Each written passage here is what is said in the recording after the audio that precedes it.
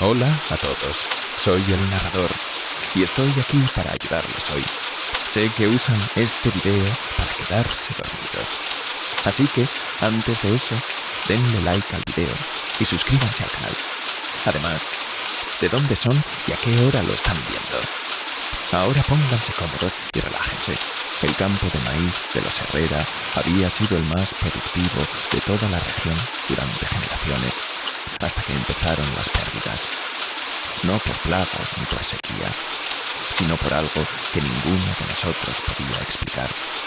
Los tallos aparecían tronchados en patrones extraños.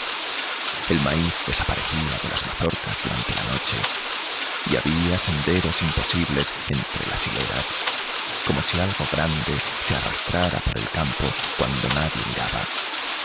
Don Alberto Herrera, desesperado por salvar su cosecha, decidió hacer lo que su abuelo había hecho décadas atrás: construir un espantapájaros. Pero no cualquier espantapájaros. Fue a ver a la vieja Carmen, la que todos en el pueblo evitaban, la que sabía cosas que era mejor no saber. Ella le dio instrucciones específicas, materiales exactos, palabras que debía susurrar mientras lo construía. Pero ten cuidado, le advirtió con sus ojos nublados por las cataratas. Algunas cosas que espantan a los cuervos también espantan a los hombres. Yo era el veterinario del pueblo, recién llegado de la ciudad, tratando de establecer mi práctica en este lugar remoto, donde la gente aún creía en cosas que la ciencia no podía explicar. Conocí a don Alberto cuando me llamó para revisar sus vacas, que habían estado actuando extrañamente, mugiendo toda la noche y negándose a pastar en el campo más cercano al maíz. Fue entonces cuando vi el espantapájaros por primera vez. Estaba en el centro exacto del campo, una figura alta y desgarbada, vestida con ropas que parecían demasiado viejas, demasiado reales, como si hubieran sido arrancadas de un cadáver centenario. Su cabeza era un saco de arpillera con agujeros irregulares por ojos y una sonrisa cosida torcidamente. Pero lo que más me perturbó fueron sus manos. No eran los típicos guantes rellenos de paja, sino lo que parecían ser ramas retorcidas, terminadas en puntas afiladas que brillaban con algo oscuro, tal vez resina, tal vez algo peor. Es efectivo, dijo don Alberto cuando notó mi mirada. Desde que lo puse, no he perdido ni una mazorca. Era verdad. El campo estaba intacto, pero había algo más. Los pájaros no solo habitaban el campo, lo rodeaban en un círculo perfecto, como si hubiera una barrera invisible. Y no solo los pájaros. Ningún animal se acercaba. Incluso los insectos parecían desviarse al llegar al límite del campo. Mientras examinaba las vacas, que estaban físicamente sanas, pero claramente estresadas, no podía dejar de mirar hacia el espantapájaros. Y cada vez que lo hacía, sentía que algo estaba mal. Su posición. Juraba que cada vez que apartaba la vista y volvía a mirar, algo había cambiado. Un brazo ligeramente más alto, la cabeza inclinada en un ángulo diferente, o tal vez era solo mi imaginación. Esa noche, en mi pequeña casa alquilada que daba al campo, no pude dormir. Desde mi ventana podía ver la silueta del espantapájaros contra el cielo estrellado. Permanecía perfectamente inmóvil, como debería, pero había algo en su quietud que era antinatural, como si estuviera haciendo un esfuerzo consciente por no moverse. Me levanté varias veces durante la noche para mirarlo, y cada vez estaba exactamente en el mismo lugar.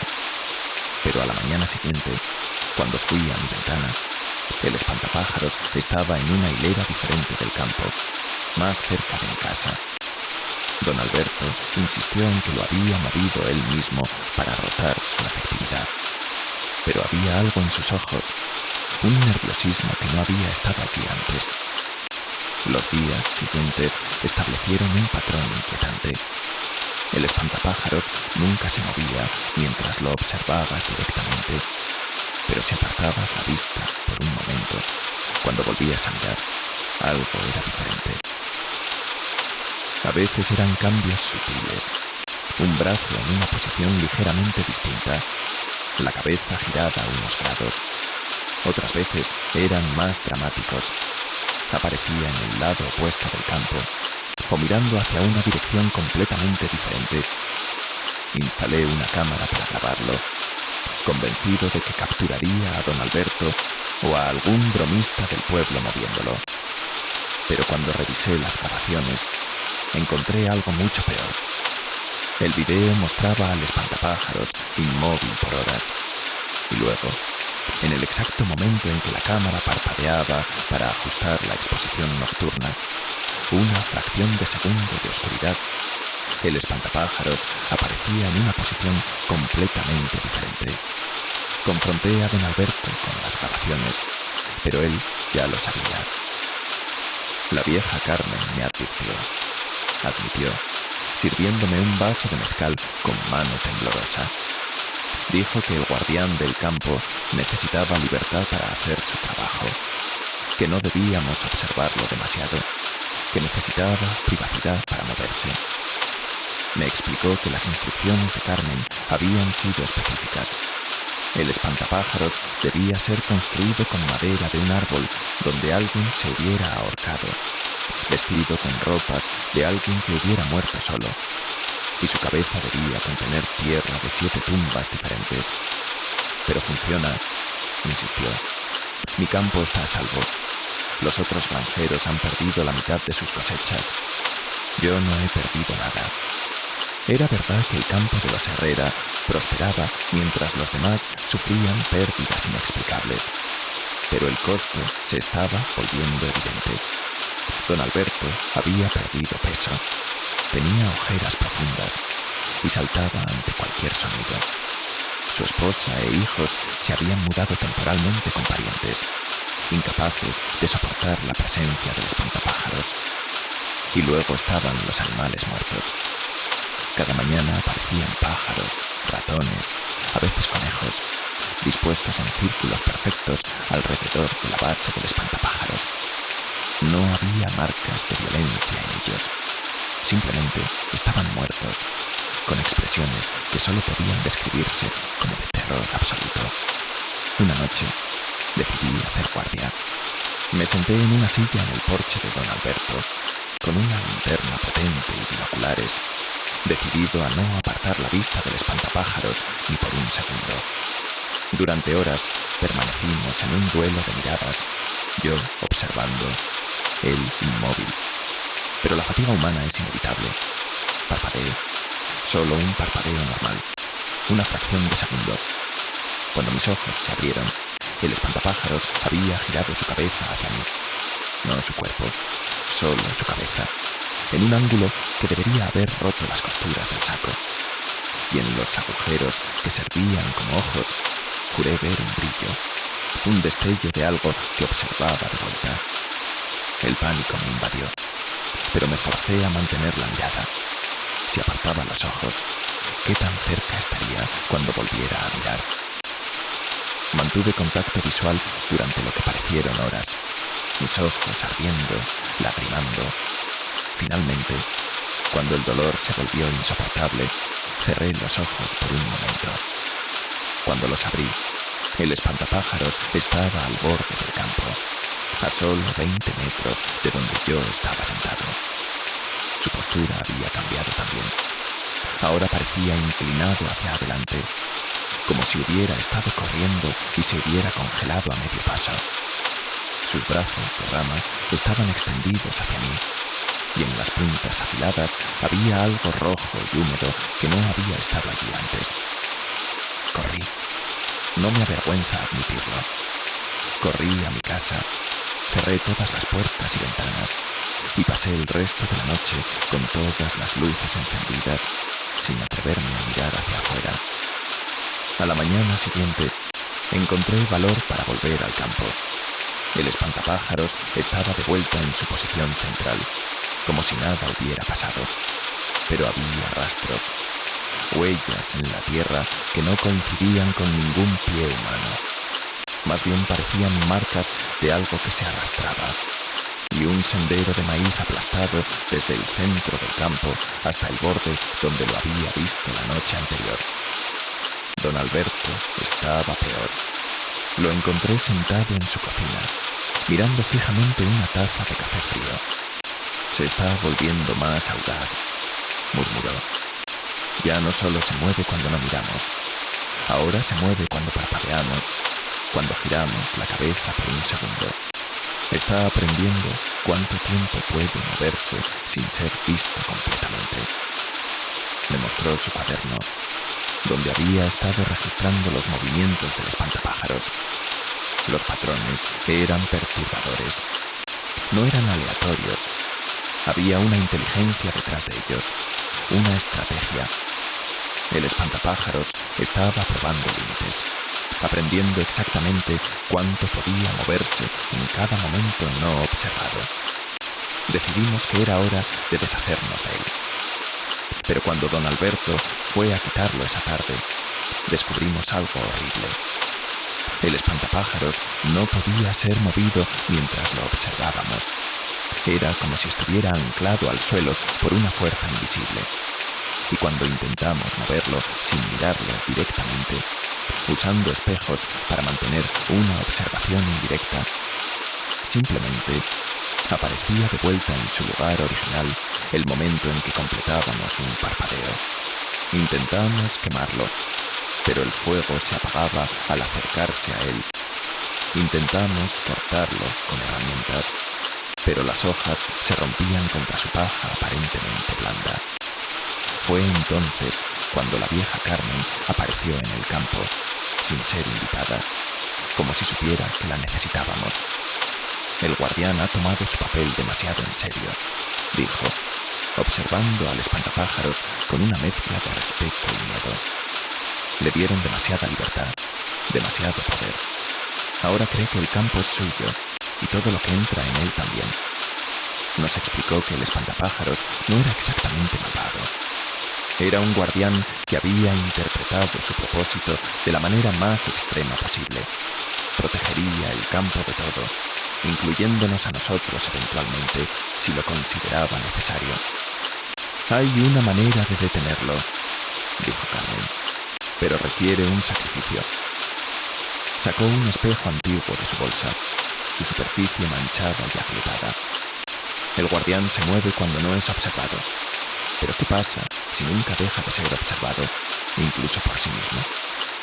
El plan era simple, pero aterrador. Alguien tendría que colocar el espejo frente al espantapájaros, posicionado de tal manera que se reflejara a sí mismo perpetuamente.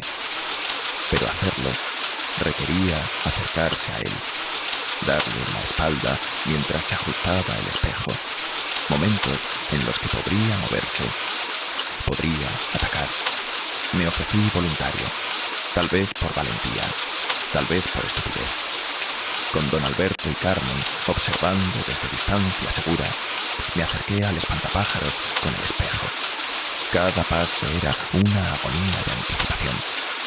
Podía sentir su presencia, no solo como un objeto, sino como algo consciente, algo que esperaba. Cuando estuve lo suficientemente cerca, tuve que darle la espalda para posicionar el espejo. En ese momento, sentí algo rozar mi cuello, como dedos de rama explorando, decidiendo. Pero no me moví, no grité. Clavé el espejo en el suelo y retrocedí lentamente, manteniendo mis ojos en el reflejo.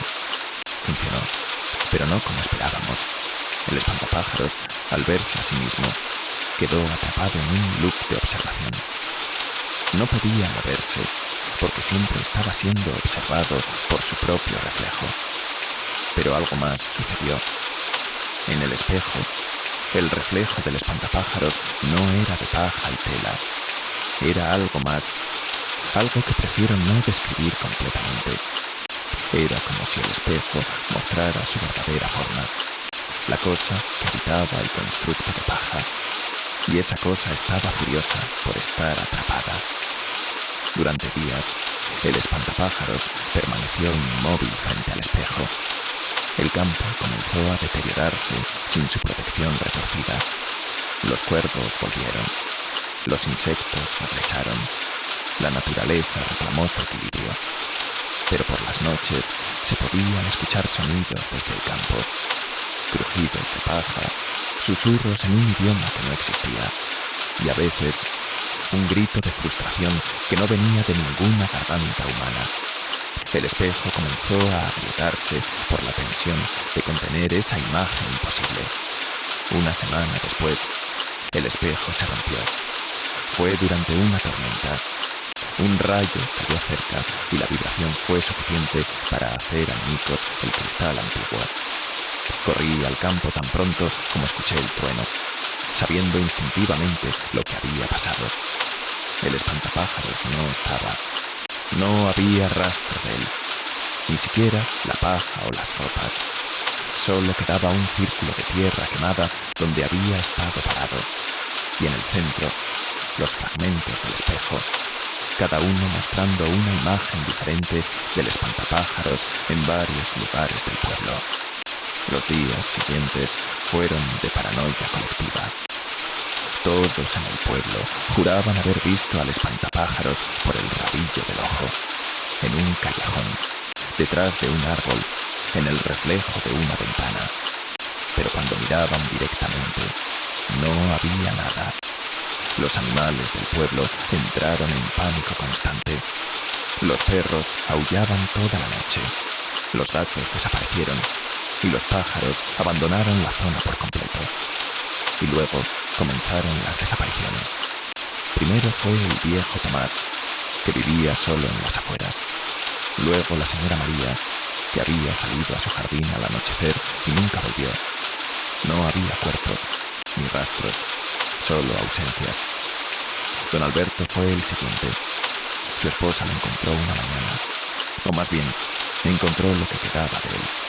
Estaba en el campo, exactamente donde el espantapájaros solía estar. Pero algo horrible le había sucedido. Su cuerpo estaba rígido, sus brazos extendidos, su boca abierta en un grito silencioso. Paja sobresalía de sus mangas y el cuello de su camisa. No estaba muerto, técnicamente, pero tampoco estaba vivo. Estaba convirtiéndose en lo que había creado, tomando el lugar del guardián que había invocado. Sus ojos aún se movían, siguiéndonos con terror mudo, pero el resto de él estaba transformándose lentamente en un nuevo espantapájaros. Carmen apareció una última vez, más vieja y frágil que nunca. El guardián necesita un anfitrión, explicó. Siempre lo necesitó. Don Alberto le dio forma, pero ahora necesita sustancia. Tomará uno por uno hasta que alguien acepte voluntariamente ser su Bessel permanente. La única solución, dijo, era darle lo que quería. Un guardián voluntario, alguien que aceptara el papel conscientemente. Ese sacrificio, hecho libremente, satisfaría al espíritu y lo ataría a un solo cuerpo, en lugar de permitirle vagar y tomar víctimas al azar. Nadie se ofreció. Por supuesto que no. ¿Quién voluntariamente se condenaría a una existencia como espantapájaros viviente? Pero mientras más gente desaparecía o era encontrada parcialmente transformada, quedó claro que alguien tendría que hacerlo, o el pueblo entero sería consumido. Fue entonces cuando tomé la decisión, no por heroísmo, sino por lógica fría. Yo era el forastero, sin familia aquí, sin raíces profundas. Mi desaparición sería menos devastadora que la de cualquier otro. Una noche sin luna, caminé hacia el campo de maíz abandonado. No tuve que buscarlo. El espantapájaros original me estaba esperando en el centro, reconstruido de fragmentos de sus víctimas, tela de la ropa de Tomás, paja del cuerpo transformado de don Alberto, botones de los ojos de la señora María. Era una amalgama de horror que apenas mantenía forma humana. Me paré frente a él, y dije las palabras que Carmen me había enseñado. Palabras en un idioma que raspaba mi garganta al pronunciarlas. Acepté el papel de guardián, pero con condiciones. Protegería los campos, pero no dañaría a los humanos. Espantaría a las plagas, pero permitiría la cosecha. El proceso fue indescriptible. Sentí mi carne endurecerse, mi sangre espesarse como savia, mi mente expandirse para abarcar todo el campo simultáneamente. Pero mantuve mi conciencia, mi identidad, aunque alterada. Me convertí en el espantapájaros, pero un espantapájaros con mente humana, con restricciones morales, con propósito definido. Los fragmentos del espantapájaros original se fusionaron conmigo, y con ellos vino el conocimiento antiguo del guardián, la comprensión de mi nuevo papel.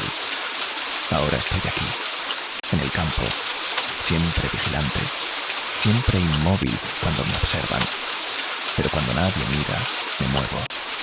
Patrullo las hileras de maíz, espanto a los cuervos con mi mera presencia.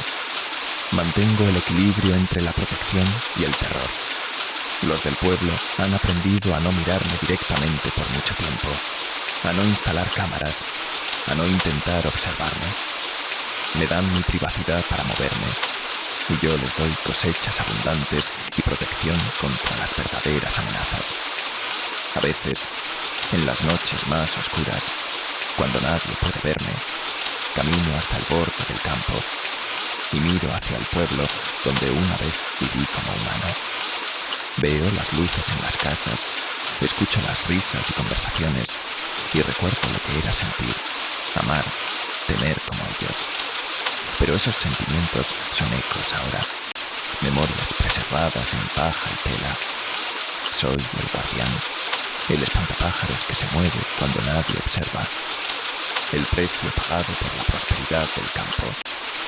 Y lo más perturbador de todo es que estoy comenzando a olvidar que esto es un sacrificio. Cada día que pasa, me siento más cómodo en mi papel, más natural en mi forma de paja y harapos. La necesidad de moverme solo cuando no soy observado ya no se siente como una restricción, sino como mi naturaleza fundamental. A veces me pregunto si el espantapájaros original también fue una vez humano, alguien que hizo el mismo sacrificio generaciones atrás, y si yo también seré eventualmente olvidado, convertido en leyenda, hasta que otro tome mi lugar. Pero por ahora, vigilo. Cuando lees esto, no estoy donde me dejaron esta mañana. Estoy moviéndome entre las sombras del maíz, cuidando, protegiendo, existiendo en los momentos entre parpadeos, en los espacios entre miradas. Soy el guardián que el campo necesita, el espantapájaros que eligió serlo. Y si alguna vez pasas por un campo de maíz y ves un espantapájaros que parece demasiado real, que parece haberte seguido con la mirada, aunque jures que no se movió, no mires por mucho tiempo. Dame mi momento de libertad en tu parpadeo. Es todo lo que me queda de vida. Esos fragmentos de segundo cuando nadie observa, cuando puedo moverme, cuando puedo fingir que aún soy algo más que paja y sombras vigilando un campo eterno.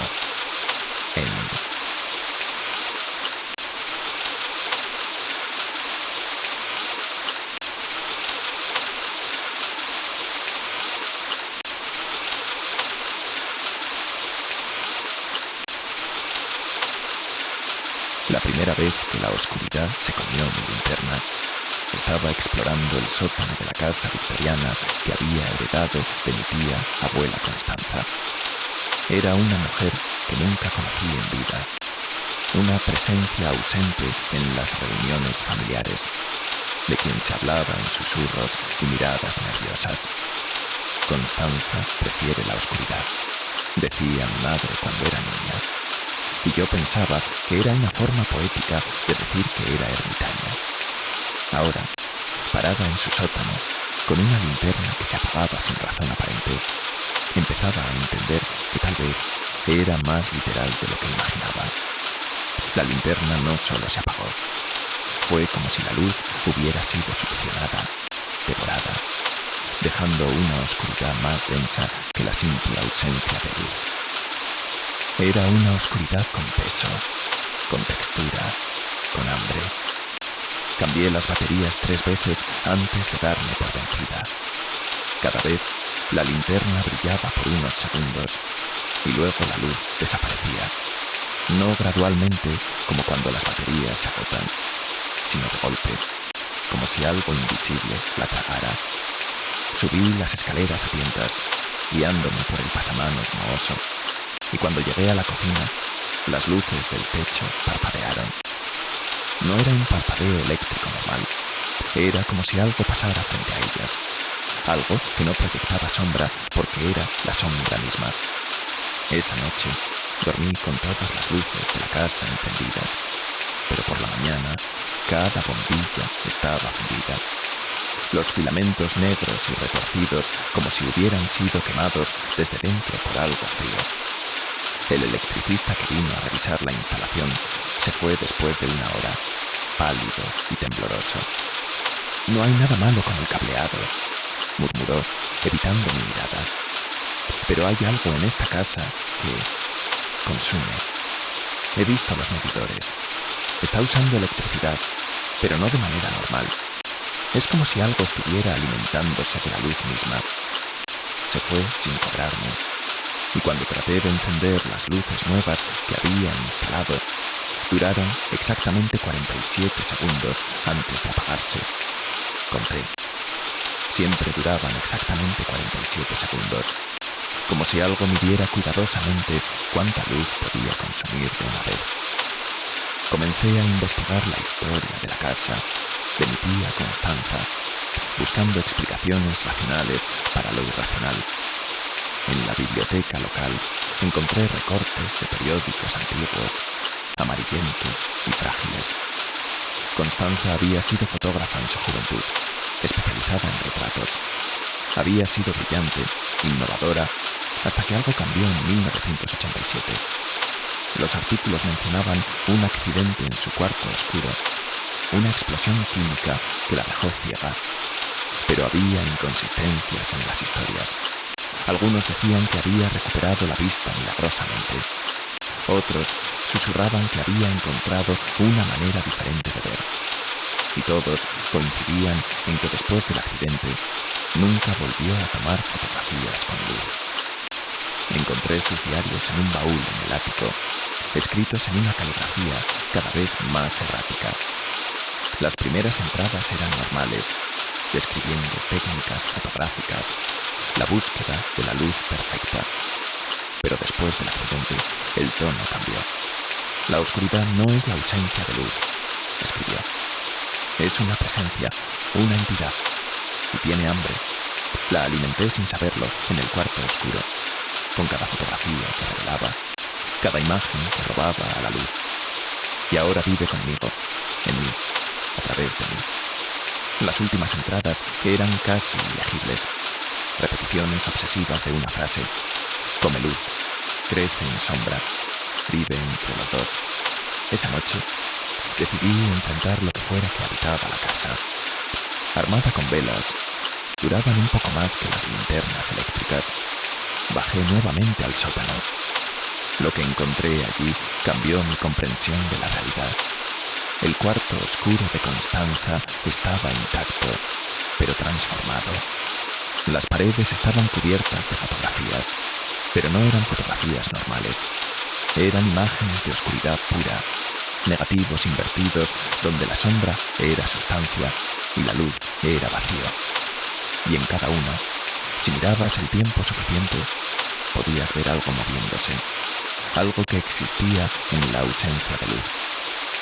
Fue entonces cuando lo vi por primera vez, o más bien, cuando vi su ausencia. Era una forma humanoide, pero hecha de vacío. Un agujero en la realidad con la forma de mi tía Constanza.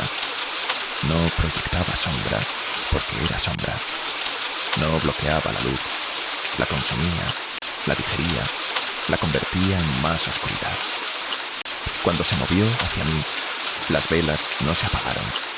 Su luz fue arrancada de ellas, succionada en espirales visibles hacia la cosa que había sido mi tía. Y cuando habló, su voz era el sonido de la luz muriendo, un susurro que venía de todas partes y de ninguna. Heredaste más que una casa, dijo la sombra Constanza. Heredaste un pacto, una deuda, una hambruna. Yo alimenté a la oscuridad durante décadas, pero mi cuerpo falló. Necesita un nuevo anfitrión, alguien de la sangre, alguien que entienda que la oscuridad no es muerte, sino otra forma de vida. Me mostró lo que había detrás de las fotografías, un mundo invertido donde la oscuridad era sólida y la luz era vacío, donde criaturas de sombra pura se movían con propósito e inteligencia. Cada luz que consume aquí alimenta ese mundo, explicó. Y a cambio, ese mundo me dio poder, conocimiento, una existencia más allá de la carne. Traté de huir, pero descubrí que la casa había cambiado. Las puertas que daban al exterior ahora abrían a más habitaciones. Las ventanas mostraban no el jardín, sino un vacío negro punteado con lo que parecían estrellas inversas. Puntos de oscuridad absoluta en un cielo de luz tenue. Estaba atrapada en una versión de la casa que existía entre la luz y la sombra.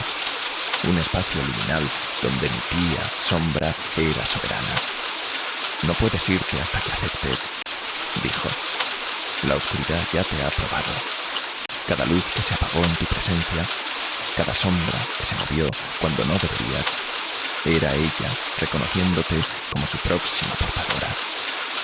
Durante días, o fueron horas, semanas, el tiempo no funcionaba normalmente en ese lugar entre lugares. Sobreviví con la poca luz que podía proteger. Aprendí que si movía la luz constantemente, si nunca la dejaba estática, la sombra Constanza tardaba más en consumirla. Pero era una batalla perdida. Cada vez necesitaba menos tiempo para devorar la luz, como si estuviera aprendiendo, adaptándose, o tal vez solo volviéndose más hambrienta. Y lo peor era que podía sentir el hambre yo también, un vacío creciente en mi interior, que solo se aliviaba cuando una luz se apagaba cerca de mí. Descubrí que podía ver en la oscuridad, no con mis ojos, sino con algo más, un sentido que no sabía que tenía. La oscuridad tenía texturas, sabores, personalidades. Había sombras viejas, densas y lentas, que habían existido desde antes de la primera luz. Había sombras jóvenes, ágiles y juguetonas, nacidas del parpadeo de las velas. Y estaba la gran sombra, la que mi tía alimentaba, antigua más allá de la comprensión, hambrienta más allá de la saciedad. Era hermosa de una manera que la luz nunca podría ser, compleja en su simplicidad, infinita en su vacío. Los diarios de Constanza, que ahora podía leer en la oscuridad total, revelaban más. El accidente no había sido un accidente. Había invocado deliberadamente a la sombra comedora de luz, creyendo que podría controlarla, usarla para crear un nuevo tipo de arte.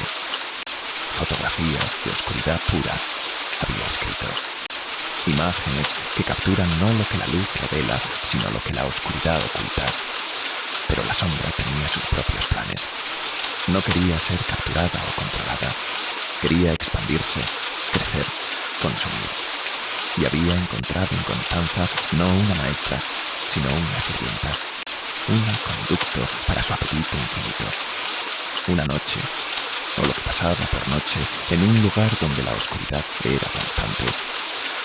La sombra Constanza me llevó al corazón de la casa, una habitación que no había existido en los planos originales. Las paredes estaban hechas de oscuridad sólida, y en el centro había algo que dolía mirarlo, un agujero en la realidad, no negro, sino algo más allá del negro, una ausencia tan completa que hacía que la oscuridad normal pareciera brillante en comparación. Este es el estómago, dijo mi tía. Aquí es donde la luz viene a morir. donde se digiere y se convierte en algo más. Y aquí es donde debes hacer tu elección. La elección era simple en su horror: convertirme en la nueva anfitriona de la sombra comedora de luz, o ser consumida completamente, mi esencia digerida junto con toda la luz que había sido mi vida. Si aceptas, explicó la sombra Constanza, vivirás para siempre, pero no como humana. Serás el puente entre los mundos, la que alimenta a la oscuridad y es alimentada por ella. Verás cosas que ningún ojo humano puede ver. Conocerás verdades que la luz oculta, pero nunca volverás a sentir el sol sin dolor. Nunca verás un amanecer sin hambre. Mientras consideraba mi destino, algo extraño sucedió. Una luz apareció en la habitación de oscuridad sólida, pero no era una luz normal. Era una luz que había sido digerida y había sobrevivido, transformada pero no destruida. Era luz oscura, si tal cosa puede existir, brillando con ausencia en lugar de presencia. Y en esa luz oscura vi algo que mi tía no había visto o había elegido ignorar. La sombra comedora de luz no era un parásito, era un ecosistema. Así como las plantas convierten la luz en vida, esta entidad convertía la luz en otro tipo de vida, una que existía en los espacios entre fotones, en los momentos entre la iluminación y la oscuridad. No tienes que elegir uno u otro, dije, entendiendo finalmente. Puedo ser ambos. La sombra Constanza retrocedió, confundida. Había vivido tanto tiempo en la dicotomía de luz versus oscuridad que había olvidado que existían los grises, los crepúsculos, los amaneceres. Tomé la luz oscura en mis manos, sintiendo cómo quemaba y congelaba al mismo tiempo, y la tragué. El sabor era indescriptible, como beber estrellas negras, como respirar vacío sólido. Y en ese momento me convertí en algo nuevo. No una sirvienta de la oscuridad, ni una criatura de luz, sino un ser del umbral, existiendo en el momento exacto donde la luz se convierte en sombra. La casa tembló, la realidad se reajustó, y me encontré de vuelta en el sótano real, pero cambiada. Podía ver en la oscuridad, sí, pero también podía ver la oscuridad en la luz, las sombras que existen incluso en el brillo más intenso. La sombra comedora de luz seguía allí, pero nuestra relación había cambiado. Ya no era un parásito hambriento, sino un simbionte. Yo la alimentaba con luz, pero luz que yo elegía darle, y a cambio me daba acceso a ese otro mundo, ese reino de sombras vivientes y oscuridad consciente. Mi tía Constanza, o lo que quedaba de ella, se desvaneció con algo parecido al alivio. Había estado atrapada en su papel durante décadas, incapaz de morir completamente, incapaz de vivir verdaderamente. Cuida el equilibrio, susurró, mientras se disolvía en sombras cada vez más tenues. No dejes que coma demasiado, pero no la mates de hambre. Y recuerda, cada luz que consume es una vida en otro lugar. Cada sombra que creas es un nacimiento en la oscuridad. Ahora vivo en la casa victoriana, guardiana de un secreto que pocos comprenderían. Durante el día soy normal, aunque evito la luz directa del sol que me causa una incomodidad peculiar, como si algo en mí quisiera devorarla toda de una vez. Por las noches alimento a la sombra con luz medida, cuidadosamente racionada. He aprendido a crear luz oscura, esa paradoja luminosa que satisface su hambre sin destruir. He convertido el sótano en una galería de fotografías imposibles, imágenes capturadas no con luz, sino con su ausencia, retratos de las criaturas que viven en los espacios negativos del mundo. A veces recibo visitantes que sienten la atracción del lugar, sensitivos, y artistas que perciben que hay algo único aquí. Les muestro las fotografías de sombra. Les dejo experimentar brevemente ese otro mundo. Algunos huyen aterrorizados. otros quieren quedarse para siempre. A todos les advierto, la oscuridad que come luz no es malvada, pero tampoco es benévola. Es hambrienta, siempre hambrienta, y si no tienes cuidado, te convertirás en su próxima comida, o peor aún, en su próximo comedero. He aprendido a comunicarme con las entidades del mundo sombra. Son antiguas, anteriores a la primera estrella, y me cuentan historias de cuando el universo era solo oscuridad, antes de que la luz fuera siquiera un concepto. Me muestran civilizaciones enteras que existen en los espacios entre fotones, ciudades construidas de ausencia, arte creado con vacío. Es hermoso y terrible, y entiendo por qué mi tía se perdió en ello. Es fácil olvidar el mundo de luz cuando has visto las maravillas de la oscuridad absoluta. Pero mantengo el equilibrio, como prometí. Alimento a la sombra, pero no dejo que devore indiscriminadamente. La he entrenado, o tal vez hemos llegado a un entendimiento mutuo. Come la luz que yo le proporciono, luz de velas que enciendo específicamente para ella, luz de lámparas viejas que nadie extrañará, y a cambio me permite documentar su mundo, ser la cronista de la oscuridad viviente. Mis fotografías de sombra se han vuelto legendarias en ciertos círculos, aunque la mayoría piensa que son manipulaciones digitales elaboradas. El hambre nunca desaparece completamente.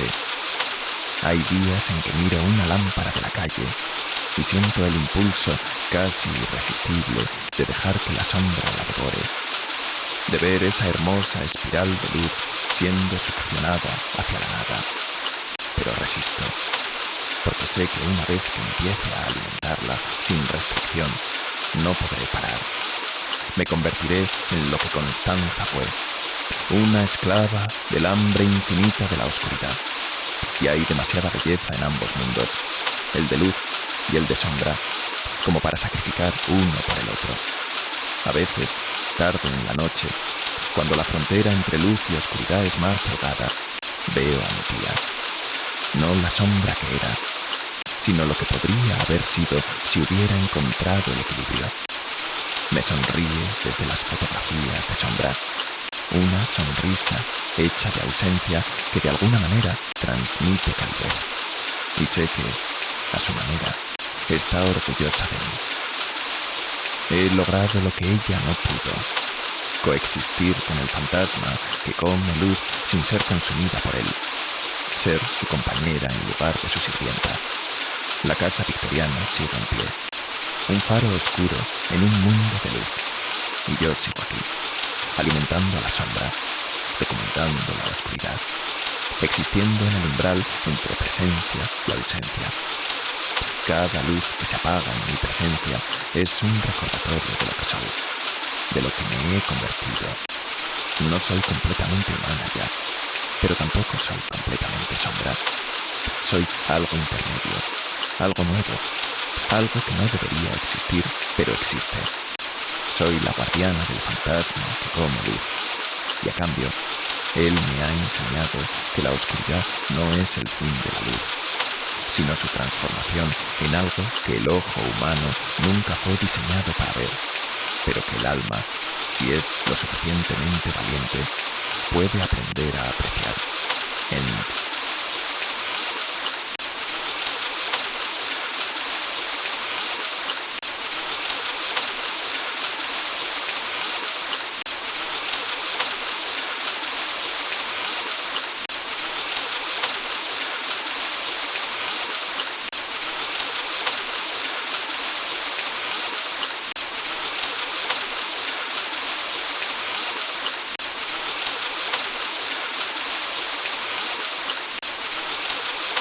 El eco llegó a mi vida de la manera más inocua posible, durante una excursión familiar al Cañón de las Ánimas cuando tenía 12 años. Mi padre, profesor de física, siempre ansioso por convertir cada salida en una lección, nos había llevado a mi hermana menor, Camila, y a mí, para demostrar los principios de la acústica natural.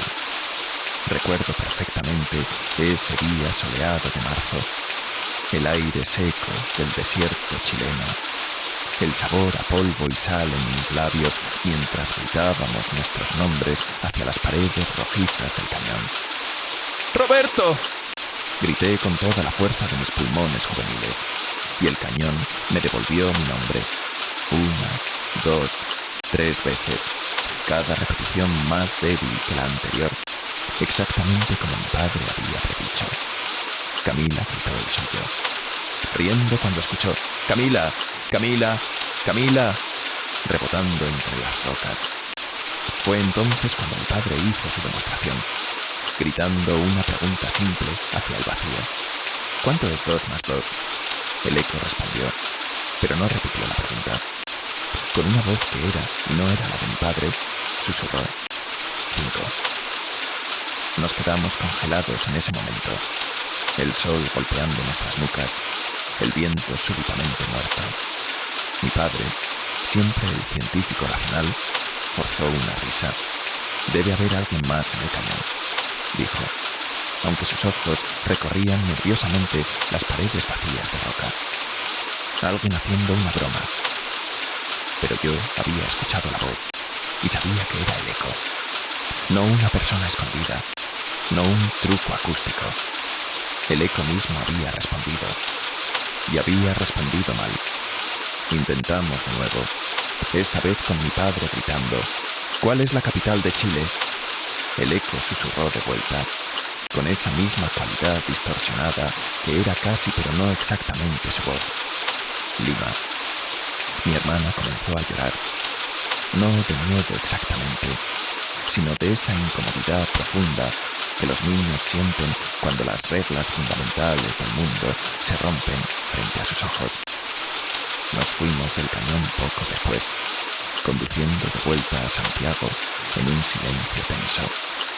Mi padre murmuraba explicaciones sobre fenómenos acústicos anómalos, sobre cómo ciertos patrones de viento podían distorsionar el sonido, sobre pareidolia auditiva. Pero vi cómo sus manos temblaban ligeramente sobre el volante, cómo miraba repetidamente por el espejo retrovisor como si algo nos siguiera. Esa noche, en la seguridad de nuestra casa, intenté convencerme de que había sido una alucinación colectiva, un truco de la mente provocado por el calor del desierto. Pero cuando estaba solo en mi habitación, susurré una pregunta al aire. ¿Cómo me llamo? Y desde ningún lugar y todos los lugares a la vez, escuché mi propia voz distorsionada responder: «No tienes nombre, nunca lo has tenido». Los días siguientes traté de ignorar lo que había sucedido, pero el eco me había seguido a casa. No siempre estaba presente, no respondía a cada sonido o pregunta, pero cuando lo hacía, sus respuestas eran invariablemente incorrectas. Le pregunté a las paredes de mi habitación cuántos años tenía, y me dijeron que tenía 83.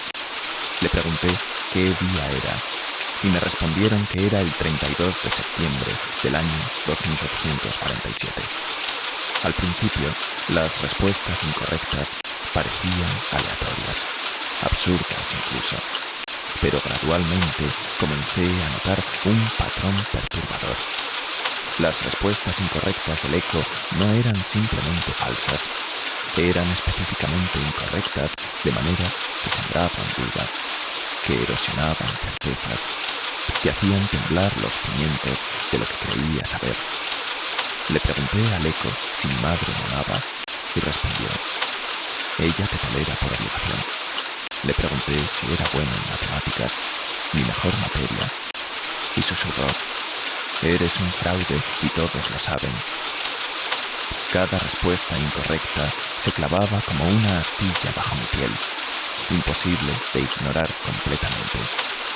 Intenté no hacer preguntas, morderme la lengua, pero la curiosidad y la compulsión eran demasiado fuertes. Era como tener una herida que no podías dejar de tocar, aunque sabías que solo empeoraría. Mi rendimiento escolar comenzó a sufrir. Cuando la profesora preguntaba algo en clase, escuchaba el eco susurrando respuestas incorrectas, superponiéndose con mis propios pensamientos hasta que no podía distinguir qué sabía realmente y qué era una mentira del eco.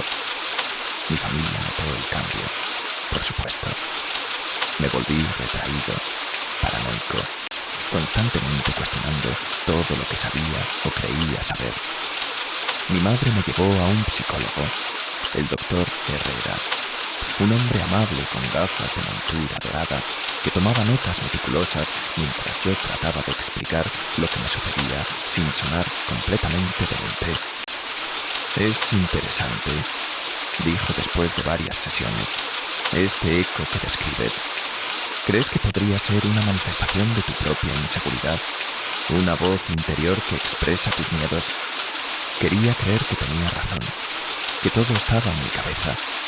Pero entonces le pregunté directamente, «Doctor, ¿cree que estoy loco?» Y antes de que pudiera responder, escuché el eco, más claro que nunca. «No estás loco. El doctor Herrera no es real. Nada de esto es real. Despierta». La semilla de la duda que el eco plantó ese día creció como un cáncer. Comencé a cuestionar la naturaleza de mi realidad. ¿Y si el eco tenía razón? ¿Y si nada de esto era real? ¿Y si estaba en coma en algún hospital, soñando toda mi vida? ¿Y si era un paciente psiquiátrico y todo esto era una elaborada fantasía? El eco se alimentaba de estas dudas, susurrando constantemente nuevas falsedades que parecían diseñadas para desmantelar mi sentido de la realidad pieza por pieza. Me decía que mis padres eran actores pagados, que mi hermana era una alucinación, que el mundo había terminado hace años y yo era el último humano vivo, imaginando compañía en mi soledad. Una noche, desesperado por respuestas, volví al Cañón de las Ánimas solo. Tenía 16 años para entonces. Había aprendido a conducir y robé las llaves del auto de mi madre mientras todos dormían. El viaje nocturno por el desierto fue surrealista. Los faros cortando a través de una oscuridad que parecía más densa de lo normal, más hambrienta. Cuando llegué al cañón, la luna llena lo bañaba todo en una luz plateada que hacía que las rocas parecieran huesos antiguos. Me paré en el mismo lugar donde había estado 4 años antes y grité, «¿Qué eres?» El eco respondió, pero esta vez no fue solo una voz. Fue un coro, cientos de versiones de mi propia voz superpuestas, cada una diciendo algo diferente, pero todas incorrectas. Soy tu futuro. Soy tu pasado. Soy lo que nunca fuiste. Soy la verdad que rechazas. Soy la mentira que aceptas. El coro continuó, las voces multiplicándose, volviéndose más distorsionadas, más alejadas de cualquier cosa humana. Y entonces, en medio de esa cacofonía, escuché algo que me heló hasta los huesos.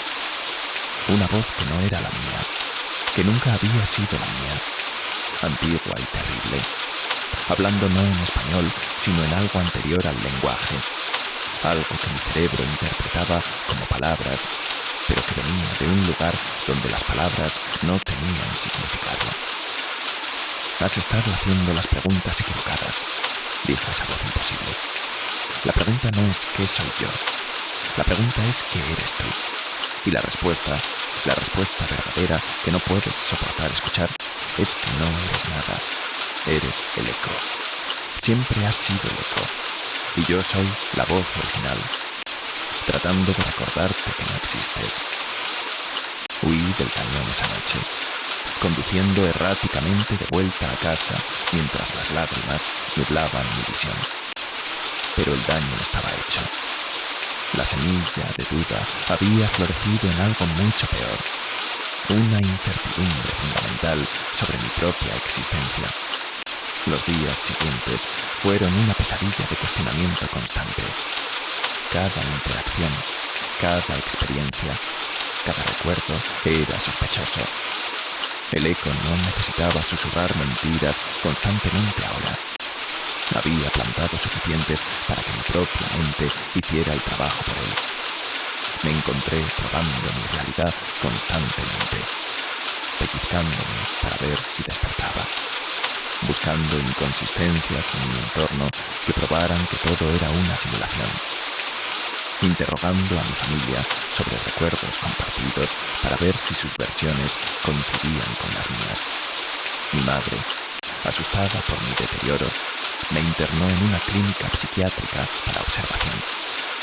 La clínica Santa Teresa era un lugar tranquilo en las afueras de la ciudad, con jardines bien cuidados y habitaciones que olían a lavanda y desinfectante. Los doctores allí eran profesionales, comprensivos, pero pude ver en sus ojos que me habían categorizado. Esquizofrenia de inicio temprano, posiblemente desencadenada por el estrés. Me medicaron, me terapiaron, me analizaron y por un tiempo pareció funcionar. Los medicamentos adormecían mi mente lo suficiente como para que el eco se volviera un murmullo distante, fácil de ignorar. Pero una noche, mientras yacía en mi cama de hospital mirando el techo blanco, hice una pregunta que no había hecho antes. ¿Estoy mejorando? El eco respondió, más claro que había estado en semanas, atravesando la niebla de los medicamentos como un cuchillo. No hay nada que mejorar. La enfermedad eres tú. El tratamiento eres tú. El hospital eres tú. Estás tratando de curarte a ti mismo de ti mismo. Y la única cura es dejar de existir. Esa noche intenté suicidarme. No por desesperación exactamente, sino por curiosidad. Si el eco tenía razón, si yo era el eco y no la voz original, entonces tal vez la muerte sería un despertar. Tal vez finalmente vería la verdad detrás de todas las mentiras. Pero me encontraron antes de que pudiera completar el acto y me pusieron bajo vigilancia constante. Los doctores ajustaron mis medicamentos, aumentaron mis sesiones de terapia, trajeron especialistas, pero nada podía silenciar completamente el eco, que ahora parecía deleitarse en mi sufrimiento, susurrando falsedades cada vez más elaboradas y crueles. Fue mi compañera de cuarto en la clínica, una mujer mayor llamada Isabel, que había estado allí por años, quien me dio la primera pista real sobre la naturaleza del eco. Isabel sufría de lo que los doctores llamaban delirios místicos. Creía que podía ver los hilos que conectaban todas las cosas, las líneas invisibles de causalidad que mantenían la realidad unida. La mayoría de los pacientes la evitaban porque sus divagaciones eran intensas y a menudo perturbadoras, pero yo encontraba extrañamente reconfortante su compañía. Al menos, ella también cuestionaba la naturaleza de la realidad, aunque desde un ángulo diferente. Una tarde, mientras tomábamos el sol en el jardín de la clínica, le conté sobre el eco.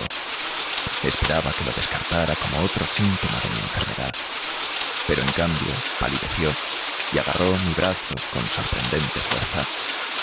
Los susurradores, dijo, su voz apenas audible. Has atraído la atención de los susurradores. Me explicó, en su manera fragmentada y a menudo contradictoria, que había cosas que existían en los espacios entre sonidos, en las pausas entre palabras, en los silencios que seguían a los ecos. Estas entidades, que ella llamaba susurradores, se alimentaban de la certeza, de la verdad, dejando solo dudas y mentiras a su paso. No son malvados, insistió Isabel, sus ojos vidriosos mirando algo que yo no podía ver. Son como hongos descomponiendo un árbol caído. Descomponen realidades que se han vuelto demasiado rígidas, demasiado ciertas de sí mismas, pero a veces se adhieren a una persona en lugar de a una realidad completa. Y cuando eso sucede, se detuvo, sacudiendo la cabeza. Cuando eso sucede, descomponen a la persona desde adentro hacia afuera, convirtiendo cada verdad en una mentira, cada certeza en una duda, hasta que no queda nada más que un eco de lo que alguna vez fue. Le pregunté si había una cura. una manera de deshacerse de los susurradores. Isabel me miró con una tristeza profunda. La única manera de escapar de ellos es volverse como ellos, abrazar la incertidumbre completamente, dejar de buscar respuestas verdaderas y aceptar todas las respuestas como igualmente válidas e inválidas. Pero hacer eso, suspiró, hacer eso es dejar de ser humano en cualquier sentido significativo. Es convertirse en un eco tú mismo, repitiendo palabras sin entender su significado, existiendo sin sustancia. Su explicación, por más descabellada que pareciera, resonó con algo profundo en mí. Tenía sentido de una manera que nada más lo había tenido desde que el eco comenzó. Esa noche, acostado en mi cama de hospital, decidí hacer un experimento. En lugar de hacer preguntas buscando respuestas verdaderas, haría preguntas sin esperar ninguna respuesta en particular. ¿Cuál es mi color favorito?, pregunté al aire. Transparente, respondió el eco. Perfecto, dije, aceptando la respuesta sin cuestionarla. ¿Qué día es hoy? Todos los días y ninguno. Excelente. Continué así durante horas, haciendo preguntas y aceptando cualquier respuesta que el eco proporcionara, sin juzgar su veracidad o falsedad. Y algo extraño comenzó a suceder. El eco comenzó a vacilar, sus respuestas volviéndose menos seguras, menos autoritativas. Era como si al no resistirme a sus mentiras, le estuviera quitando su poder. Durante las siguientes semanas, perfeccioné esta técnica. No luchaba contra el eco ni buscaba la verdad. Simplemente existía en un estado de incertidumbre radical, donde todo era posiblemente verdadero y posiblemente falso simultáneamente. Los doctores notaron un cambio en mí, pero no podían decidir si era una mejora o un deterioro. Por un lado, ya no mostraba la ansiedad y paranoia que me habían caracterizado. Por otro, parecía haber perdido todo ancla a la realidad consensual. Cuando me preguntaban mi nombre, respondía, tal vez Roberto, tal vez nadie, tal vez todos. Cuando me preguntaban cómo me sentía, decía, siento y no siento, estoy bien y mal, existo y no existo. Mi familia estaba horrorizada. Mi madre lloraba en cada visita, rogándome que volviera. Mi padre traía libros de ciencia, tratando de anclarme a hechos objetivos. Mi hermana Camila, ahora una adolescente, me miraba como si fuera un extraño usando la piel de su hermano. Y tal vez tenían razón. Tal vez había perdido algo fundamental de mí mismo en mi batalla contra el eco. Pero también había ganado algo. Una extraña paz que venía de no necesitar saber nada con certeza. El eco todavía susurraba sus respuestas incorrectas, pero ahora eran solo una voz más en el coro de posibilidades que constituían mi realidad. Fue Isabel quien me mostró el siguiente paso. Una noche me llevó a escondidas al sótano de la clínica, a una sala de almacenamiento que había sido olvidada por el personal. Las paredes estaban cubiertas de escritura, no solo de ella, sino de pacientes anteriores que habían descubierto este lugar. Todos escribían sobre los susurradores, sobre ecos que mentían, sobre realidades que se deshacían. Este es el mapa, dijo Isabel, señalando los escritos. Cada persona que ha sido tocada por los susurradores deja una pieza del rompecabezas. Juntas, estas piezas forman una imagen de algo más grande. Pasé horas leyendo los testimonios en esas paredes, historias que abarcaban décadas, tal vez siglos, si algunos de los relatos más antiguos eran creíbles. Había patrones en las historias. Los susurradores, o el fenómeno del eco mentiroso, parecían aparecer en momentos de transición, en lugares donde la realidad era naturalmente delgada, cañones donde el sonido se comportaba de manera extraña, hospitales psiquiátricos donde la línea entre cordura y locura se difuminaba. momentos de trauma donde la mente luchaba por mantener su coherencia. Y siempre, siempre, comenzaba con una pregunta simple que recibía una respuesta incorrecta, como si ese primer error creara una grieta por la cual algo podía entrar, algo que se alimentaba de la certeza y excretaba duda. Uno de los testimonios más perturbadores era de un matemático que había encontrado el eco mientras trabajaba en una prueba compleja. El eco le había dicho que 2 más 2 no era 4, y aunque sabía que era absurdo, no podía sacarse la idea de la cabeza. Comenzó a cuestionar los fundamentos de las matemáticas, luego de la lógica, luego del pensamiento mismo. Su testimonio terminaba con una serie de ecuaciones que no tenían sentido, símbolos que dolían mirar, como si las matemáticas mismas se hubieran vuelto locas. Otro era de una niña que había escuchado el eco en el funeral de su abuela, diciéndole que la muerte no era real. Había pasado el resto de su vida viendo a personas muertas, incapaz de distinguir entre vivos y muertos, porque el eco había erosionado esa distinción fundamental. Isabel me mostró su propia contribución a la pared, un diagrama intrincado que parecía mostrar la estructura del eco mismo. No es solo una voz, explicó, trazando las líneas con su dedo. Es un sistema, un organismo. Cada mentira que dice crea una nueva rama de realidad falsa. Y nosotros, los que lo escuchamos, nos convertimos en parte de ese sistema. Nuestras dudas lo alimentan. Nuestras preguntas le dan forma. Nuestro sufrimiento lo fortalece. Le pregunté qué sucedería si el sistema creciera lo suficiente, si suficientes personas fueran infectadas por el eco. Se encogió de hombros. Tal vez la realidad misma se volvería incierta. Tal vez la verdad dejaría de existir como concepto. Tal vez eso ya sucedió. Y por eso estamos aquí, en este hospital, tratando de recordar que es real. Pasé meses en la clínica, estudiando los escritos en el sótano, experimentando con el eco, tratando de entender su naturaleza. Descubrí que podía, con práctica, dirigir sus mentiras.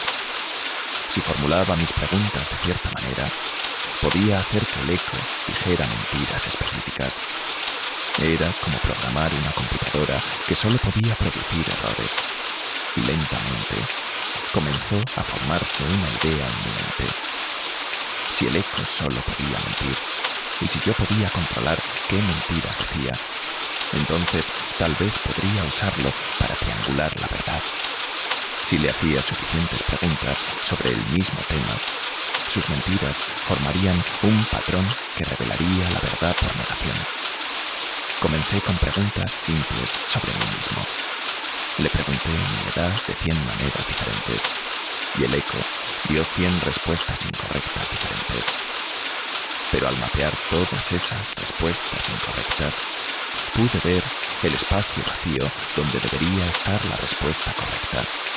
Era como ver la forma de un objeto por las sombras que proyectaba.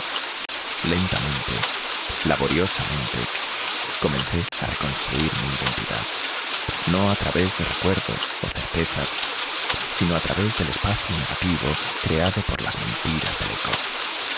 Era un proceso agotador que requería una concentración constante y una voluntad de vivir en un estado de incertidumbre permanente, pero funcionaba. Los doctores estaban desconcertados por mi progreso. Por todas las métricas objetivas, todavía estaba profundamente delirante, incapaz de dar respuestas directas a preguntas simples, constantemente murmurando para mí mismo en lo que parecían ser conversaciones sin sentido. Pero también estaba funcional de una manera que no había estado en meses.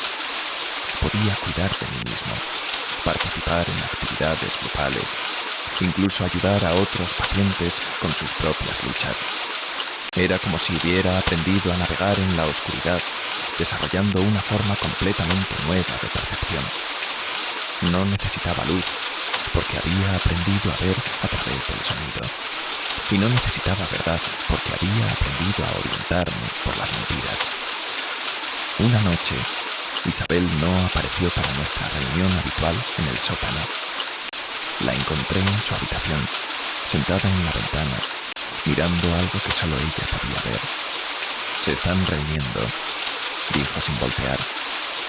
«Los susurradores, todos ellos. Van a hacer algo grande». Le pregunté qué quería decir, pero solo sacudió la cabeza. «Pregúntale a tu eco, pero prepárate. La respuesta que te dé será la mentira más grande que hayas escuchado, y por lo tanto, revelará la verdad más terrible». Esa noche, solo en mi habitación, hice la pregunta: «¿Qué van a hacer los susurradores?». El eco respondió con mi propia voz, pero cargada con un peso que nunca había escuchado antes. «Nada, absolutamente nada. Van a quedarse exactamente donde están y nunca cambiarán nada». La mentira era tan absoluta, tan categórica, que la verdad que revelaba era aterradora. Los susurradores iban a hacer todo. Iban a moverse a todas partes. Iban a cambiarlo todo. Y de alguna manera supe exactamente qué significaba eso. El fenómeno del eco no era una infección aislada afectando a unos pocos desafortunados. Era el comienzo de algo mucho más grande. Una transformación fundamental en la naturaleza de la realidad misma. Los susurradores estaban convirtiendo el mundo en un lugar donde la verdad y la mentira eran indistinguibles, donde cada afirmación era simultáneamente correcta e incorrecta, donde la certeza misma se volvía imposible. Los siguientes días fueron caóticos. Otros pacientes en la clínica comenzaron a reportar escuchar ecos que mentían. El personal médico, inicialmente escéptico, comenzó a experimentar el fenómeno ellos mismos. La doctora Martínez le preguntó a su reflejo en el espejo qué hora era, y el reflejo le dio una hora diferente. El enfermero José escuchó su propia voz diciéndole que no era quien pensaba que era.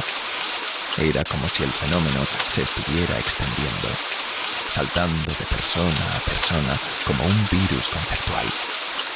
La clínica se convirtió en un hervidero de incertidumbre, con pacientes y personal por igual cuestionando todo lo que sabían.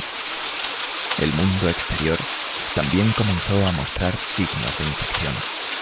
Los noticieros reportaban fenómenos extraños. GPS dando direcciones incorrectas que de alguna manera llevaban al destino correcto. Relojes mostrando horas imposibles que todos aceptaban como normales. Libros de texto cambiando su contenido entre lecturas, pero nadie notando las discrepancias. Era como si la realidad misma estuviera perdiendo cohesión, volviéndose más fluida, más maleable. Y en el centro de todo estaba el eco, susurrando mentiras que se volvían verdad en el momento en que eran creídas, creando un mundo donde la contradicción no era una paradoja, sino el estado natural de las cosas. Isabel desapareció una noche, dejando solo una nota que decía: «Me he convertido en lo que siempre fui». Una pregunta sin respuesta. Su habitación estaba vacía, pero podía escuchar su voz en el eco, mezclada con miles de otras voces, todas diciendo mentiras diferentes sobre dónde había ido. Los doctores dijeron que había sido transferida, pero sus registros mostraban que nunca había estado allí.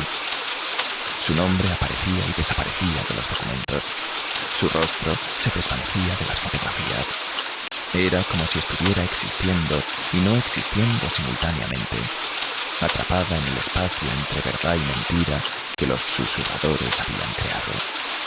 Decidí que era hora de irme de la clínica, no porque estuviera curado. Ese concepto ya no tenía significado, sino porque necesitaba ver qué le había sucedido al mundo exterior. Los doctores no me detuvieron. Creo que ya no estaban seguros de si yo era un paciente, un visitante o parte del personal. Los registros mostraban las tres cosas simultáneamente.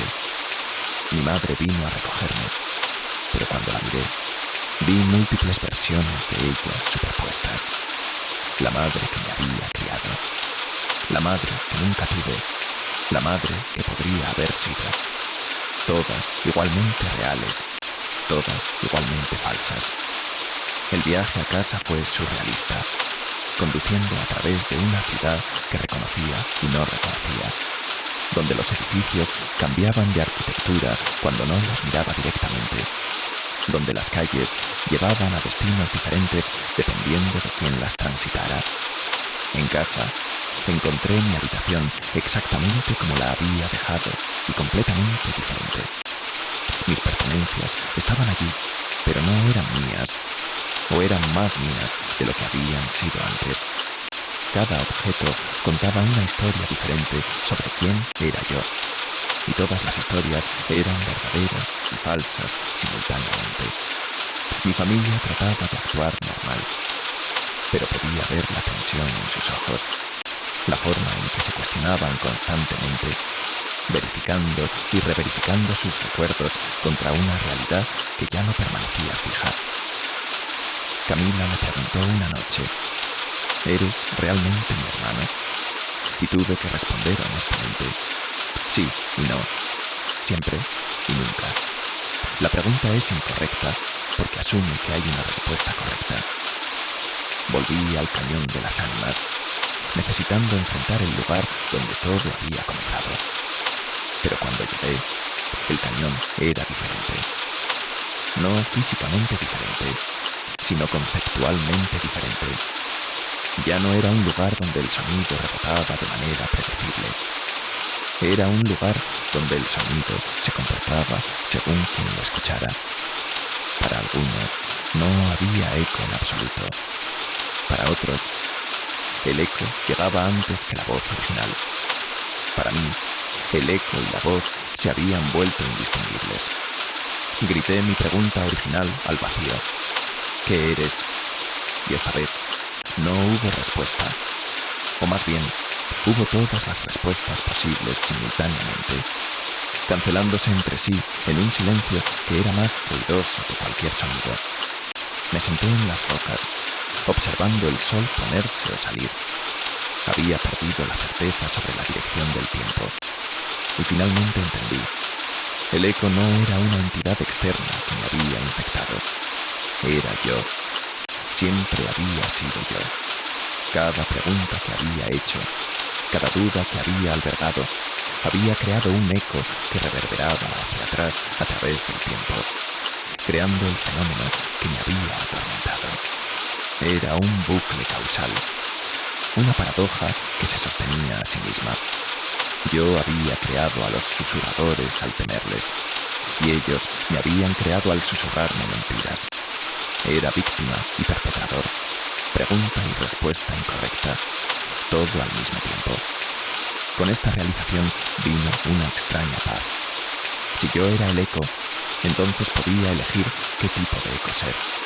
Podía susurrar mentiras que destruyeran certezas, o podía susurrar mentiras que las crearan.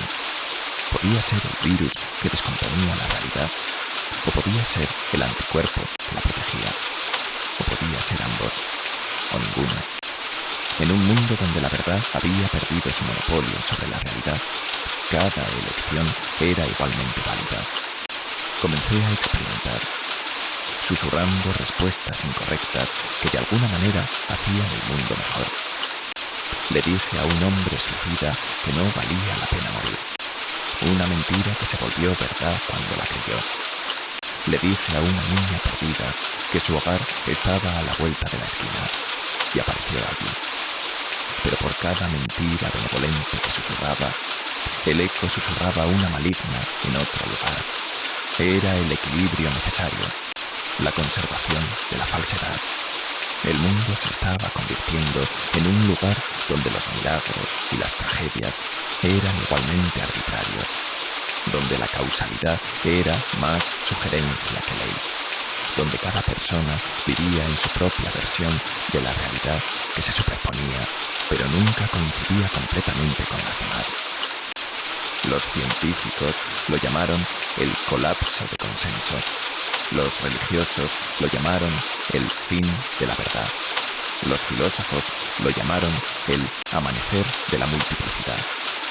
Pero para mí, era simplemente el mundo como siempre debió haber sido. Incierto, maleable, lleno de infinitas posibilidades. Encontré a otros como yo, personas que habían aprendido a navegar la nueva realidad, a existir en la incertidumbre sin perderse en ella. Nos llamábamos los dudosos y nos reuníamos en lugares que existían y no existían, compartiendo historias que eran verdaderas y falsas, enseñándonos mutuamente técnicas para mantener algún sentido de identidad en un mundo donde la identidad misma se había vuelto fluida. Algunos habían abrazado completamente la multiplicidad, existiendo como cientos de versiones de sí mismos simultáneamente. Otros habían encontrado maneras de crear burbujas de certeza temporal, pequeños oasis de verdad en el desierto de mentiras. Conocí a una mujer llamada Luna que había perfeccionado el arte de hacer preguntas que no tenían respuestas incorrectas posibles. Eran preguntas como ¿qué es lo que es? ¿O cuándo es ahora? Que cortocircuitaban el mecanismo del eco, creando momentos de silencio puro donde la realidad podía reafirmarse brevemente. Me enseñó su técnica y juntos comenzamos a crear lo que llamábamos anclas de realidad, puntos fijos en el flujo de incertidumbre donde las personas podían descansar y recordar quiénes eran, o al menos quiénes habían elegido ser en ese momento. Pero los susurradores también evolucionaban. Ya no se contentaban con susurrar respuestas incorrectas a preguntas directas. Comenzaron a susurrar preguntas incorrectas, sembrando dudas sobre cosas que nadie había cuestionado. ¿Por qué respiras aire en lugar de agua? ¿Cuándo decidiste tener solo 2 ojos? ¿Quién te dio permiso para existir? Estas preguntas incorrectas eran más peligrosas que las respuestas incorrectas porque no podían ser refutadas. No había respuesta correcta a una pregunta incorrecta, solo una espiral infinita de confusión. El mundo comenzó a mostrar signos de tensión bajo el peso de tanta incertidumbre. Las leyes de la física se volvían sugerencias locales. La gravedad funcionaba diferente para diferentes personas. El tiempo fluía en direcciones múltiples simultáneamente. Algunos lugares simplemente dejaban de existir cuando nadie los observaba, solo para reaparecer cuando alguien los recordaba. Las ciudades se reorganizaban según los mapas mentales de sus habitantes. Los océanos a veces olvidaban que eran líquidos. Era hermoso y aterrador, liberador y enloquecedor, todo al mismo tiempo. Mi familia había aprendido a adaptarse, cada uno a su manera. Mi padre se había vuelto múltiple, existiendo como varias versiones de sí mismo que podían estar en diferentes lugares simultáneamente, todas igualmente reales. Mi madre había encontrado una manera de fijar sus recuerdos, convirtiéndose en un ancla de historia personal que resistía los cambios de la realidad fluida. Camila había abrazado completamente la incertidumbre, cambiando de identidad tan fluidamente como cambiaba de ropa, siendo una persona diferente cada día, pero de alguna manera siempre siendo mi hermana. Yo me había convertido en algo diferente, no exactamente humano, no exactamente eco, sino algo intermedio. Podía escuchar todas las mentiras del mundo simultáneamente, sentir cada duda, cada incertidumbre. Era agotador y exultante. Podía ver la estructura subyacente de la nueva realidad, las corrientes de falsedad que la mantenían fluida, los nodos de verdad que impedían que colapsara completamente en el caos. Me había convertido en una especie de cartógrafo de la incertidumbre, mapeando los territorios cambiantes de lo real y lo irreal. Una noche, o día, o momento fuera del tiempo, todos los susurradores del mundo hablaron al unísono. no fue un susurro esta vez, sino un grito que resonó en cada frecuencia posible. Dijeron una sola cosa: la pregunta final tiene una respuesta correcta. Y luego, silencio. Un silencio más profundo que cualquiera que hubiera experimentado. Los ecos cesaron. Las mentiras se detuvieron. Por un momento terrible, la verdad amenazó con reafirmarse, con cristalizar la realidad fluida en algo fijo y muerto. Pero habíamos aprendido demasiado bien. Habíamos internalizado la incertidumbre tan completamente que ya no necesitábamos a los susurradores para mantenerla. Cada persona se convirtió en su propio eco, susurrándose mentiras a sí misma, manteniendo su realidad personal fluida y maleable. El mundo no volvió a la certeza. En cambio, se fragmentó en miles de millones de realidades personales, cada una tan válida como las demás, todas coexistiendo en un espacio que había trascendido las limitaciones de la verdad y la mentira. Era el caos, pero un caos autoorganizado, una sinfonía de disonancia que de alguna manera creaba una armonía imposible. Visité el Cañón de las Ánimas una última vez. Ya no era un cañón para algunos, era un océano para otros, una ciudad para algunos más. Para mí, era todas esas cosas y ninguna. Un espacio de potencial puro donde cualquier pregunta podía recibir cualquier respuesta. Y todas serían igualmente incorrectas y correctas. Grité hacia el vacío, plenitud. ¿Quién soy? Y cada átomo del universo respondió con una respuesta diferente. Era nadie y todos. Era el eco y la voz original. Era la pregunta y todas las respuestas incorrectas. Y en ese momento de multiplicidad absoluta, encontré algo que no esperaba. Paz. No la paz de la certeza, sino la paz de la aceptación total de la incertidumbre.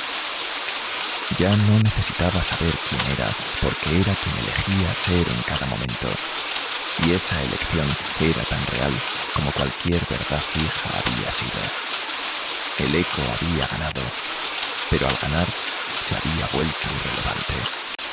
En un mundo donde todo era mentira, nada lo era. En un mundo donde cada respuesta era incorrecta, todas eran correctas. Ahora vivo, si es que vivir es la palabra correcta, en ese espacio entre pregunta y respuesta, entre verdad y mentira, entre ser y no ser. Algunos días soy Roberto, el chico que escuchó un eco que mentía. Otros días soy el eco mismo, susurrando falsedades que se vuelven realidades temporales. Y algunos días soy algo completamente diferente, algo que no tiene nombre porque los nombres asumen una identidad fija que ya no poseo.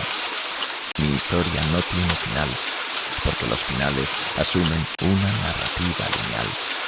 Y la linealidad es solo una de las infinitas formas en que el tiempo puede fluir. Si estás leyendo esto, o si crees que lo estás leyendo, o si esto está leyéndote a ti, entonces tal vez tú también has escuchado el eco. Tal vez has hecho una pregunta y recibido una respuesta incorrecta. Si es así, no luches contra ella. No busques la verdad. La verdad es una prisión y la mentira es libertad. Abraza la incertidumbre.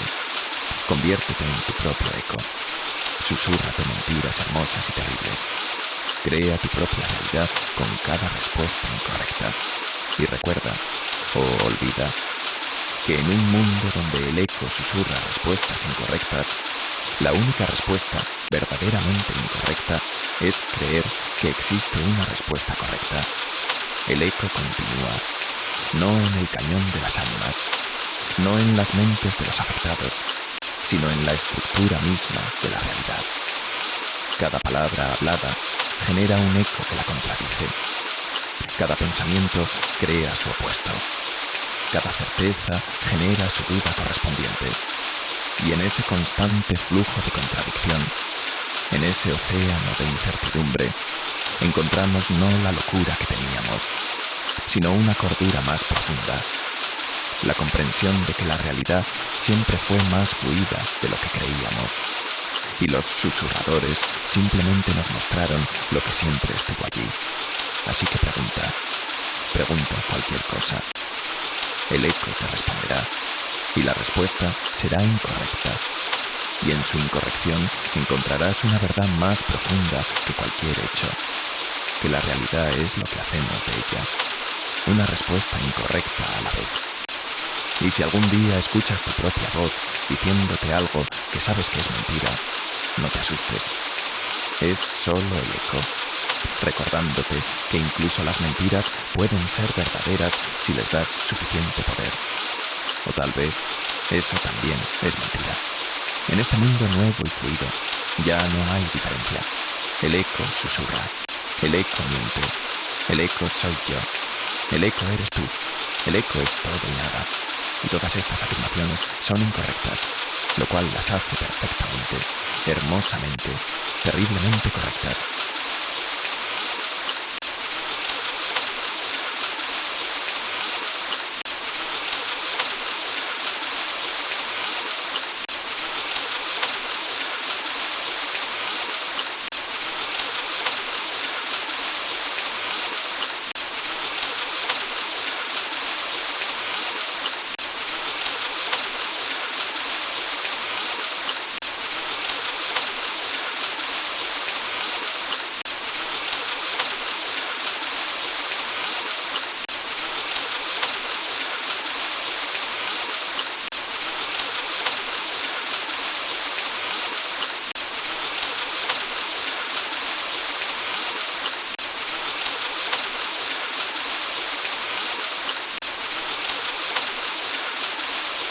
El audio duraba exactamente 13 segundos y apareció por primera vez en TikTok a las 3:47 de la madrugada de un martes, subido por una cuenta sin foto de perfil llamada Hueco Temporal.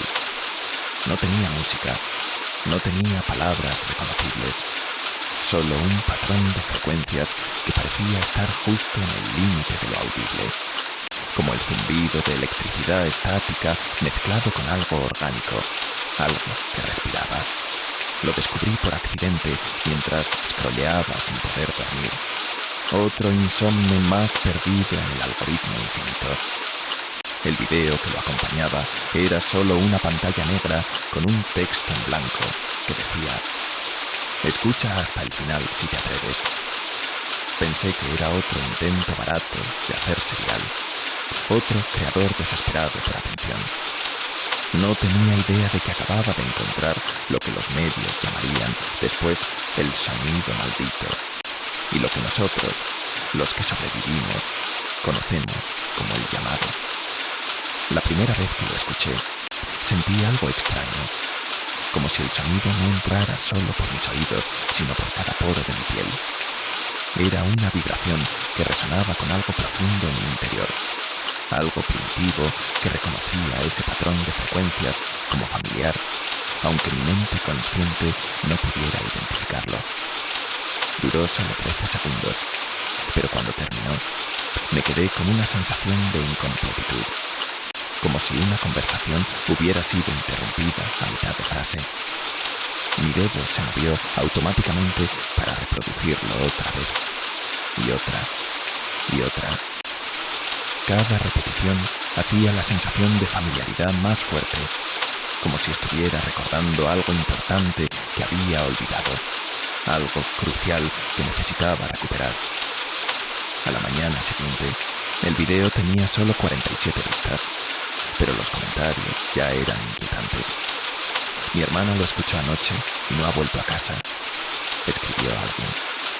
Es broma, ¿verdad?, respondió otro. Mi compañero de cuarto desapareció después de escucharlo en loop toda la noche. Pensé que era marketing viral, una campaña elaborada para alguna película de terror. Pero entonces vi las noticias locales.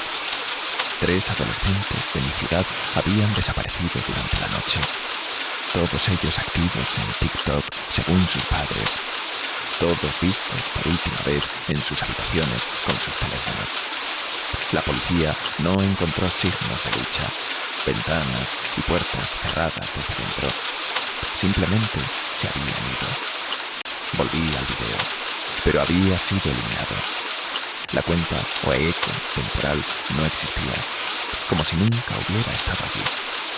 Pero el sonido seguía en mi cabeza, reproduciéndose en loop. Esas 13 segundos de frecuencias imposibles que no podía olvidar. Busqué desesperadamente en TikTok y encontré resubidas copias del video original con títulos como El sonido prohibido, No escuchar o Audio maldito que causa desapariciones reales. Los views se multiplicaban exponencialmente. Miles, luego millones de personas escuchando esos 13 segundos. Y con cada día que pasaba, más reportes de desapariciones en todo el mundo. Creé un grupo de WhatsApp con otros que habían escuchado el sonido, pero no habían desaparecido. Al menos no todavía. Éramos como sobrevivientes de un naufragio digital, tratando de entender qué nos había perdonado mientras otros se desvanecían. María, una estudiante de Ingeniería de Sonido de Barcelona, había analizado el audio. No es natural, insistía. Hay frecuencias aquí que no deberían ser posibles. Patrones que violan las leyes de la acústica. Es como si el sonido existiera parcialmente en otra dimensión. Compartió su análisis espectral y efectivamente había anomalías. Espacios vacíos en el espectro donde debería haber sonido, pero no había nada. Y picos de frecuencia que los equipos no podían medir correctamente. Diego, desde México, tenía otra teoría. Había rastreado el origen del video a través de metadatos corruptos. La marca de tiempo es imposible, explicó en una videollamada. Según los datos, el video fue subido desde coordenadas que no existen en la Tierra. Y la fecha es del futuro, 17 de octubre de 2047. Pensamos que estaba bromeando hasta que compartió pantalla. Los números estaban ahí, incrustados en el código del archivo como una firma digital imposible. El sonido no solo causaba desapariciones, parecía venir de algún lugar o algún cuándo que no debería poder comunicarse con nosotros. La situación escaló cuando TikTok intentó bloquear el audio. Su inteligencia artificial lo detectaba y eliminaba automáticamente, pero los usuarios encontraban maneras de modificarlo ligeramente. Cambiar el pitch en un 0.01%, agregar un segundo de silencio al final, invertirlo y luego revertirlo. Cada variación mantenía la esencia del sonido original. Esos 13 segundos de frecuencias anómalas que se grababan en el cerebro como un virus auditivo. Y con cada variación, los patrones de desaparición cambiaban. Algunos desaparecían inmediatamente después de escucharlo. Otros días después. Algunos dejaban rastros. Ropa perfectamente doblada en sus camas. Mensajes crípticos en sus teléfonos. Videos finales donde miraban a la cámara con ojos vacíos y decían «ya vienen» o «el eco responde» antes de que la imagen se distorsionara. Yo había escuchado el sonido original 437 veces. Lo sé porque llevaba la cuenta. Una marca en mi cuaderno por cada reproducción, como un prisionero contando días. Con cada escucha, el mundo a mi alrededor parecía más delgado, menos sólido. Los colores perdían saturación. Los sonidos cotidianos se volvían distantes y comenzaba a escuchar algo más. Algo detrás del ruido ambiental normal. Era como si el sonido hubiera sintonizado mis oídos a una frecuencia diferente de la realidad. Una estación de radio cósmica que siempre había estado transmitiendo, pero que nunca habíamos podido escuchar. Una noche, después de mi escucha número 500, sucedió. Estaba acostado en mi cama, el teléfono reproduciendo o el sonido en loop, cuando la habitación comenzó a vibrar. No físicamente, sino de una manera que solo puedo describir como dimensional. Las paredes seguían allí, pero también no estaban. Mi cuerpo estaba en la cama, pero también flotando en un vacío que no era negro, sino un color que no existe en nuestro espectro visual. Y entonces los vi, los desaparecidos, miles de ellos, millones tal vez, flotando en ese no espacio, sus ojos abiertos, pero no muertos, no vivos, sino algo intermedio. Estaban escuchando, todos ellos, un sonido que era como el del video por completo. No solo 13 segundos, sino una sinfonía infinita de frecuencias imposibles. Bienvenido al eco, dijo una voz que no era una voz, sino una vibración directa en mis huesos. Has escuchado el llamado suficientes veces. Tu frecuencia está casi alineada. Traté de gritar, pero mi voz salió como el mismo patrón de sonido del video. Traté de moverme, pero mi cuerpo se movía en direcciones que no existen en el espacio tridimensional. Podía sentir mi ser dividiéndose, parte de mí permaneciendo en mi habitación, parte siendo jalada hacia ese otro lugar donde el sonido era ley física y la materia era solo una sugerencia. Desperté, o regresé, horas después, con sangre seca bajo mi nariz y un mensaje en mi teléfono que yo no había escrito. El eco es el futuro resonando hacia atrás. Cada escucha nos acerca. En 2047, el sonido será todo lo que quede. Revisé el grupo de WhatsApp. La mitad de los miembros habían desaparecido durante la noche. Los que quedaban reportaban experiencias similares, visiones del no espacio, mensajes que no recordaban escribir, y todos mencionaban el año 2047. María había hecho un descubrimiento aterrador antes de desaparecer. Su último mensaje incluía un archivo de audio, una grabación de las ondas electromagnéticas de la Tierra del día anterior. El sonido ha infectado el campo magnético del planeta, había escrito. No es solo un audio de TikTok, es un virus dimensional, propagándose a través de cualquier medio que pueda cargar frecuencias. Pronto no necesitará dispositivos. El aire mismo lo transmitirá. Su teoría era que en 2047 algo había pasado, algún evento que había convertido toda la realidad en ese patrón de sonido. Y ahora ese futuro estaba enviando ecos hacia atrás, reclutando, preparando, convirtiendo el pasado para asegurar su propia existencia. Los gobiernos comenzaron a tomar medidas. TikTok fue cerrado temporalmente en varios países. Se prohibió compartir el audio bajo penas de cárcel. Equipos de científicos trabajaban día y noche tratando de entender las frecuencias, de crear un contrasonido que pudiera neutralizarlo. Pero era demasiado tarde. El sonido había mutado, evolucionado. Aparecía en canciones populares, oculto en los bajos. Se manifestaba en el ruido blanco de televisores sin señal. Algunos juraban escucharlo en el viento, en el zumbido de los refrigeradores, en el silencio mismo cuando todo lo demás callaba. Comencé a documentar todo, sabiendo que mi tiempo era limitado. Con cada hora que pasaba, sentía la atracción más fuerte. El no espacio me llamaba, prometiendo respuestas, prometiendo unión con algo más grande que la existencia individual. Los desaparecidos no estaban muertos, eso lo sabía ahora.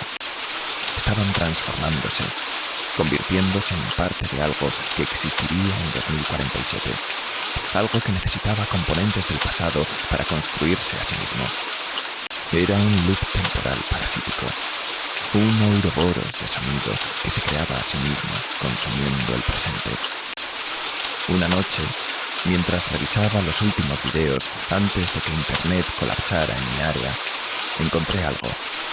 Un video de yeco temporal que nadie más parecía poder ver, como si estuviera dirigido específicamente a mí.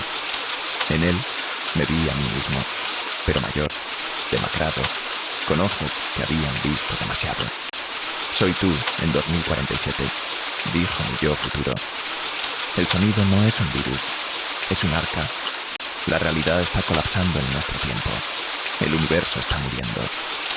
El único escape es convertirse en frecuencia pura, existir como información en lugar de materia.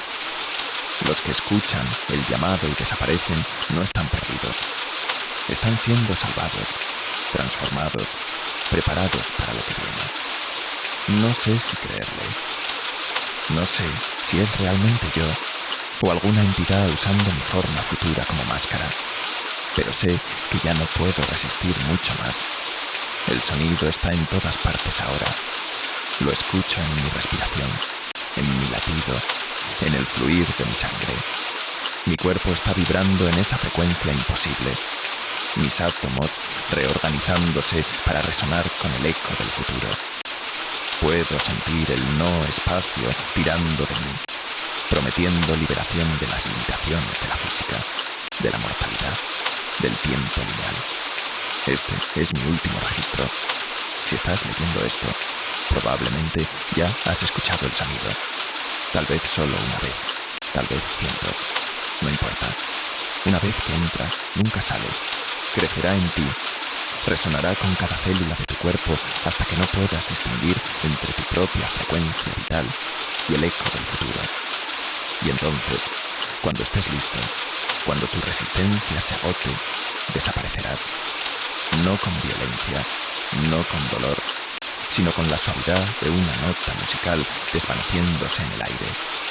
Los medios seguirán llamándolo una maldición, una tragedia, una pandemia digital. Pero nosotros, los que hemos tocado el otro lado, sabemos la verdad. No es una desaparición, es una evolución. Es la humanidad aprendiendo a existir más allá de la carne, más allá del espacio, más allá del tiempo. El sonido de TikTok no causa desapariciones, causa ascensiones. Y pronto, cuando el último humano haya escuchado el llamado, cuando el último resistente haya cedido, el loop se completará. 2047 llegará no como un futuro, sino como una certeza retroactiva. Un evento que siempre estuvo destinado a ocurrir porque ya ocurrió, porque está ocurriendo, porque ocurrirá. Puedo ver el no espacio abriéndose ante mí ahora. Los desaparecidos me esperan. Sus no cuerpos vibrando en perfecta armonía con el sonido primordial. Mi teléfono reproduce los 13 segundos por última vez. Pero ahora puedo escuchar la sinfonía completa de la que son solo un fragmento. Es hermosa, es terrible, es inevitable. Si encuentras este mensaje, no trates de resistir. No hay escape del eco una vez que te ha encontrado. Solo hay aceptación o sufrimiento, transformación o disolución. El sonido es el futuro es el sonido, y todos, eventualmente, resonaremos con él. Ya vienen por mí. No, eso no es correcto. Ya estoy yendo hacia ellos. O tal vez siempre estuve allí, y esto es solo el eco de mi existencia física resonando hacia atrás en el tiempo. Es difícil distinguir la causa del efecto cuando el tiempo se vuelve circular. Mi cuerpo se está desvaneciendo, píxel por píxel, frecuencia por frecuencia. No duele. Se siente como volver a casa después de un largo sueño donde soñé que era sólido, que era singular, que era yo. El último pensamiento coherente que tengo es una advertencia que es también una invitación. El sonido sigue ahí fuera, multiplicándose, evolucionando, esperando. Cada plataforma digital es un vector, cada dispositivo es una puerta, y en algún lugar, en algún momento, alguien está a punto de presionar play en un video de 13 segundos que cambiará todo. Tal vez seas tú, tal vez ya lo hiciste, tal vez esto que lees es solo otro eco, otra frecuencia del mismo sonido imposible que conecta 2024 con 2047, que conecta la carne con la frecuencia, que conecta el ser con el no ser. Escucha, ¿lo oyes? Está en el silencio entre las palabras, en el espacio entre los pensamientos. 13 segundos que duran una eternidad comprimida en 13 segundos. El eco temporal responde, y todos Eventualmente respondemos al eco. En